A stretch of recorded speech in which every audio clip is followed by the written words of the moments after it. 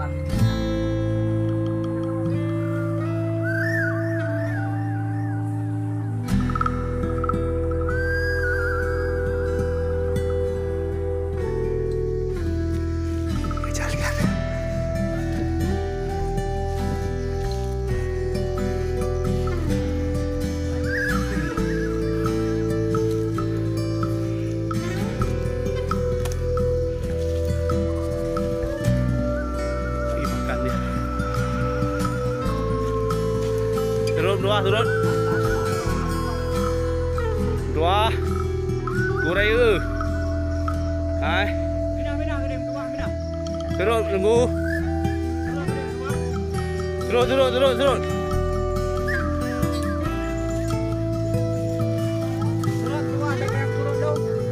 Turun dua. Kamu ni gad kamu ni. Anak jahat. Kamu ni anak jahat.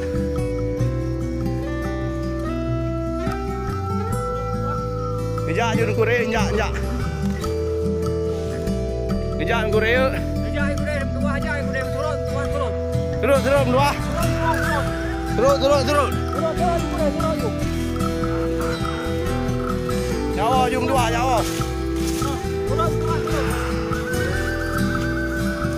Gede banget.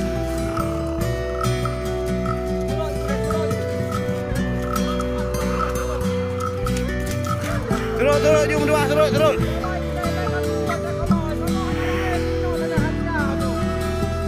Kamu minta rezeki di Kure. Jawa jum dua. Jawa jum. Lalu caja orang gede yang minta rezeki orang ini Kure. Sorry. Jaju. Jaju. Turun jum dua, turun. Bum dua ni. Bek. Wei jum depan je dah ju awak ju beledang inan. Beledang le. Ngon gai hơi menokon. Jaju dah ju depan wei kena. Depan. Depan. Turun. Turun. Jaga meri ah. Oh.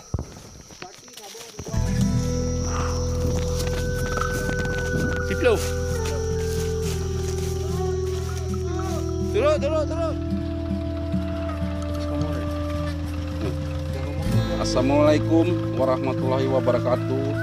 Tolong semua untuk masyarakat Aceh Temiang, tolong diperhatikan tentang masalah binatang buas ini, karena kami di sini merasa resah dan merasa ketakutan karena mengingat menimbang ini sudah dekat pemukiman masyarakat.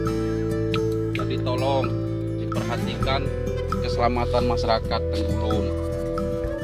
Setiap hari, sudah 3 hari ini kami ketemu langsung sama Pak Belang, Pak Belang. Jadi kami merasa ketakutan karena kami bukan bicara orang, karena kami jumpa sendiri langsung setiap paginya. Jadi tolong dan berharap banget kepada jajaran Aceh Temiang ataupun pada yang bermenang, saya minta tolong banget. Kami merasa ketakutan, dan yang kami takutkan nanti akhirnya menjadi korban masyarakat Tenggulun, karena setiap harinya kami juga bekerja sini mencari nafkah anak istri kami. Jadi kami mohon perhatiannya, tolong banget perhatiannya.